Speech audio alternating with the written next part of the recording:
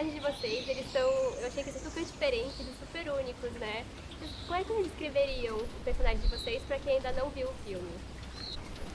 Alegre, curioso, fofo, carinhoso, Dá corajoso, e dá danado. danado, pequeno, E fofo. Fofo falou. Você fala fofo? Ah. pequeno. Ai, sapeca. Tudo isso segue comigo, mas acho que o Pipo Vivo é um personagem muito determinado nos seus objetivos e ao mesmo tempo muito sensível, muito passional, entregue às situações que ele vive. A Roz, ela é determinada também. Ela é muito cuidadosa. Ela é corajosa. E ela se descobre uma mãezona. Eu acho que o astuto,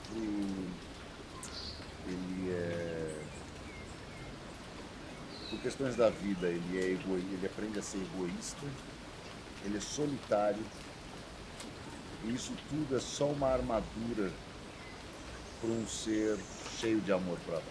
O que vocês acham que os personagens de vocês ensinam pra quem tá assistindo? Eu acho que assim, a nossa função não é dizer isso, na verdade, né? A função do filme é que o filme já é a grande excelência do filme é que ele passa todas as mensagens de maneira não nada didática, a ponto da gente achar que a gente é que está descobrindo isso no filme. Então acho que não cabe a nós dizermos aqui qual a mensagem do filme. A única coisa que a gente pode dizer é assista ao filme e tire as suas conclusões, porque a conclusão que ele tirou é uma, a que ele tirou é outra, ela, eu, porque a gente só reconhece no outro aquilo que a gente tem dentro da gente. Então o filme entrega isso de maneira brilhante, ele deixa tudo aberto para você tirar suas próprias conclusões. De maneira que eu acho que todas as conclusões que a gente falar aqui, elas são pequenas frente às grandes possibilidades que cada indivíduo que assiste o filme tem de tirar suas próprias conclusões.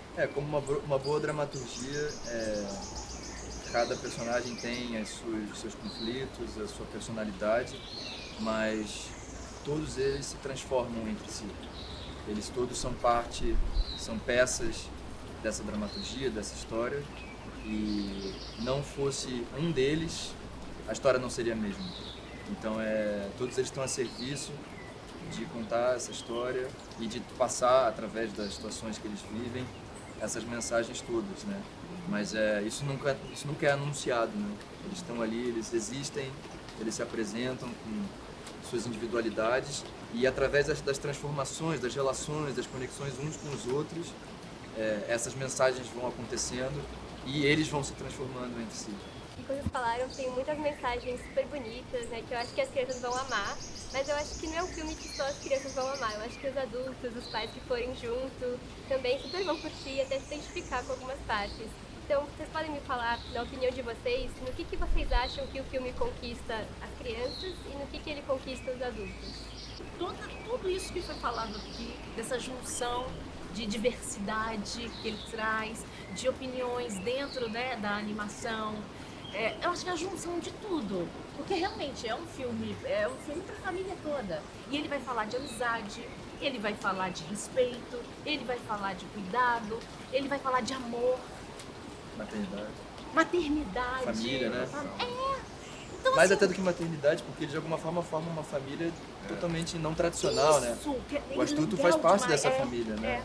É a tal da família que a gente escolhe, né? A tal no bom sentido. Então, A família que te ama.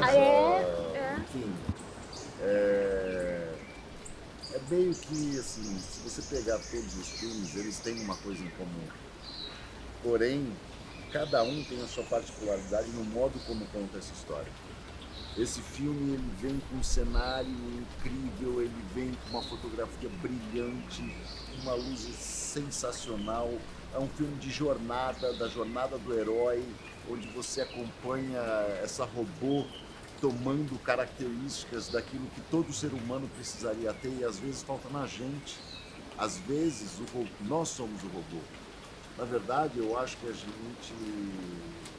filme usa da metáfora do robô para dizer o quanto a gente está enrijecendo, né?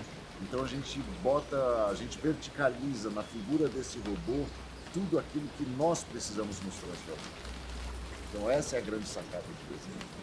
Eu também queria falar um pouquinho sobre o processo de dublagem de vocês, cada um queria falar um pouquinho, como é que vocês criaram os personagens, criaram a voz, vocês podem me dizer? Para mim, não foi bem uma criação, porque como a gente estava conversando antes, a gente não tem esse tempo de criar exatamente. Como você vai fazer cinema, você ensaia, você recebe um roteiro, você recebe, né? Tem ali uma leitura de mesa antes, enfim, tem toda uma preparação, você tem tempo de criar. Os atores se conhecem, pelo menos. Os atores se conhecem, se relacionam, se encontram, né? E nesse caso a gente não tem isso, né? A gente vai lá, eu gravo um pedacinho, o Rodrigo um pedacinho dele, e assim vai. Depois junta tudo. Então, a gente vai criando na hora, é fazendo mesmo. A dublagem, ela é muito específica, ela é muito cheia de detalhes, muito cheia de nuances, mas que você tem que pegar na hora. Então, assim, claro, a figura do diretor é muito importante e no meu caso, que foi muito específico, né, um robô que eu nunca tinha feito, claro que eu fui ouvir, vi algumas outras animações ou alguma coisa de voz robótica, só para ir me alimentando, mas a construção se deu ali no estúdio. Aí você vai fazendo, você recebe o texto ali naquela hora e você vai experimentando e vai descobrindo. Agora, é difícil, você falou, né? Ai, agora eu quero voltar lá atrás, quando eu comecei, eu quero fazer de novo. Entender. Porque é exatamente isso, não que tenha ficado ruim, mas é que aí a gente começa a entrar naquele universo, né? Mas é aos poucos, e aí, assim foi pra mim. E aí, com a ajuda da direção, a gente foi encontrando um meio termo, onde ficava legal, onde não. Outra coisa também, robô não respira. Então, às vezes eu falava como ser humano, né? Eu esquecia, eu não tô acostumada a fazer um robô. Aí o Wendel brincava comigo, robô não respira. Eu, é mesmo. Aí voltava. Aí já chegava uma hora que eu já não precisava mais desse toque, porque aí eu já estava entendendo. Robô não respira. Mas é porque tá na gente, né? Enfim, mas esse foi o meu processo.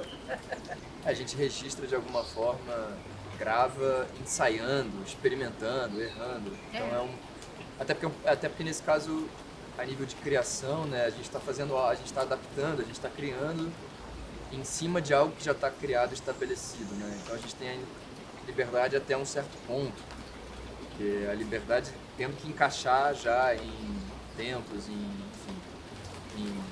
na própria animação e nas intenções, etc. Então você tem ali, você dá a sua personalidade dentro do possível. Para mim foi bem divertido e desafiador pelo fato de ser um personagem bem mais novo que eu. Então de experimentar esse lugar de interpretação, de registro de voz mais agudo, mais jovem, foi bem divertido. Para mim, eu cheguei com essa coisa às vezes, quando você vai dublar uma animação, você fala, nossa, que voz que eu vou colocar. Todos nós temos registros muito particulares, o que já faz de nós mesmos uma construção. Então, a única coisa que eu peguei para esse personagem foi uma coisa psicológica que transformou um pouco o meu tom de voz, foi que me bateu nesse insight de que em Vestido de Noiva, de Nelson Rodrigues, existe um repórter que ele sai atrás da notícia, ele é solitário, ele age à noite, que é muito parecido com o personagem, e que o nome dele é Pimenta. Então essa Pimenta, ele tá na voz. Alô, é o diário? Aqui é o Pimenta. Eu tenho uma notícia. A mulher foi atropelada. Então eu botei isso um pouco, suavizei um pouco e botei isso no personagem. Então, mas por mais que ele estivesse falando alguma coisa supernatural, trivial da vida, tem um momentinho que tem uma reticência que deixa o pensamento no ar. Então, a gente ia tudo baseado em tentativa e erro. Mesmo nesse registro, eu ia para lugares que falavam assim, não ficou bom não, vamos fazer de novo, vamos voltar um pouquinho para o natural. E a gente vai, o resultado é um resultado de tentativas e erros. E posso só falar mais uma coisa que eu me lembrei agora, você Não. falando? Posso? Você deixa? O tal do sorriso na voz, Sim. que a Ross tem. Ela é um robô, aí tá essas nuances que você vai construindo. Porque aí quando a gente começou a fazer, ele falou, Elina, ela é um robô, sim, mas ela tem um sorrisinho na voz, ela tem uma meiguice lá no fundo, mas ela tem. Ela é feita pra agradar, né? É, Pra servir, pra pra agradar. servir, pra Então tá ela, ali. ela é muito agradável. Isso, Né? Então, né, ele falou pra mim assim, então vamos tentar buscar esse sorriso, que é uma voz de aconchego também. Só que é claro que aí depois vai mudando para um pouco mais, né, na transição dela. Mas eu me lembrei disso agora e eu ainda não tinha falado. É uma característica da Ross, esse sorrisinho dela na voz, que é pra confortar. E teve alguma cena que ficou marcada pra vocês? Pode ser engraçada, emocionante, mas que ficou marcada pra vocês desse filme? Eu tenho uma frase que ela fala com o Bico Vivo, que ela tá conversando com ele e ela fala o nome dele, mas depois ela fala pra ele assim, mas você pode me chamar de Ross. E ela suaviza totalmente a fala. E aí sai amor pela boca dela. Quer dizer, ela não tem boca. Sai amor. Simples. Ela só fala isso. Nesse momento. Isso é porque isso me marcou. Mas você pode me chamar de Ross. Aí quando ela fala aquilo, é como se... Nossa, eu sinto que ela abraça, sabe? Que ela abraça quem tá assistindo. Não só o Bico Vivo. É aquele aconchego mesmo. Vem aqui. Sabe? Você tá pertinho de mim e eu tô com você. É muito gostoso.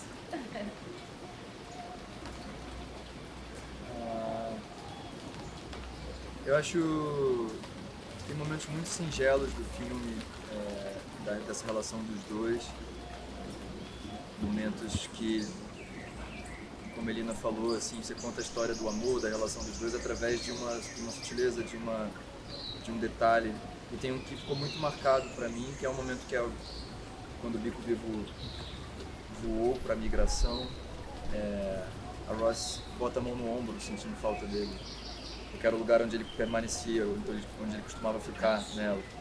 Então, sem dizer nada, é um gesto, sei lá, são segundos que dá um nó na tua garganta, porque quer dizer muito diante da história e da relação dos dois tão bem construída, né? Um gesto só que amarra e te traz uma sensação muito emocionante. Me veio à cabeça agora um momento em que a raposa, que ela é solitária, que ela é egoísta, que ela luta pela sobrevivência, então ela é toda instinto. E pela primeira vez ela reconhece o que faz dela, teoricamente, um animal com frieza, que age com frieza e determinação. Ela reconhece essa frieza de uma outra maneira, mas nesse robô. E esse robô precisa contar uma história para esse filhotinho de criança. E ele fala, nossa, mas você está sendo dura demais. Não, a história se conta assim. Era uma vez e pela primeira vez você enxerga que essa raposa tem o universo do sonho dentro de si. E depois disso ela revela que ela precisa de amor, que ela tem muito amor para dar. E você começa a se compadecer por essa raposa, que até então era só um bicho furtivo, que sabia os caminhos para conseguir pegar aquilo, roubar aquele outro, fugir. E de repente ela se mostra, você quer saber um pouco mais desse personagem. Uma última pergunta, como é que foi pra vocês receber a notícia que vocês tinham conseguido o papel? Vocês já logo de cara se identificaram, gostaram, como é que foi? A gente estava falando disso, né, porque a gente fez teste. E o teste demorou a vir a resposta. E eu ficava com o Gabriel assim, te responderam? Não, acho que não vai rolar. Ah, que pena, mas quando eu fiz o teste eu achei que não ia rolar pra mim. E aí de repente ele falou, onde é que você grava? Eu falei assim, como assim? Onde é que você grava? Você passou? Ele falou, eu passei. Eu falei, ainda não. Aí eu fui ver, eu já tinha recebido o e-mail, mas eu não tinha visto. E aí foi uma alegria enorme. É. Não, pra mim é a mesma coisa, porque como demorou, eu também achei, não deu nada, né? Não deu em nada. E sinceramente falando, é um trabalho, né, grandioso, é uma protagonista. Eu me considero iniciante na dublagem. Já tenho trabalhos, claro, mas assim, para fazer uma protagonista, né, me considero sim iniciante, quero aprender. A gente está aprendendo o tempo todo, lógico. Mas quero assim olhar para trás e falar, nossa, quando eu comecei, nossa, eu tive a oportunidade de fazer robocipagem, meu Deus! Sabe? E nisso já ter lá um monte de filme na lista já que eu já tenha feito. Mas então assim, não é que eu não estava acreditada. Eu fiz o teste, eu fui lá, eu me comprometi, eu fiz da melhor maneira que eu pude, exatamente pela dificuldade que era, né? Não é dificuldade, era muito específico. Mas eu fui pra casa, eu fiz. Não foi ruim. Fui, mas aí como demorou, eu acho que não rolou. Aí de repente também veio. Aí de repente não, porque demorou, aí veio o e-mail. Eu falei, não é possível. É verdade. Meu Deus do céu. Aí eu li de novo, era. Gente, eu tô acreditando. Aí pronto, aí o próximo passo, né? Fazer. Eu já perguntei, demorou tanto para me chamar, quem que não aceitou? Para mim foi uma realização de um sonho. Eu sou apaixonado por animação, sempre tive a vontade de fazer uma animação grande como essa. Então, quando pintou o teste, fiz isso, tive a resposta de que ia fazer, foi uma alegria enorme.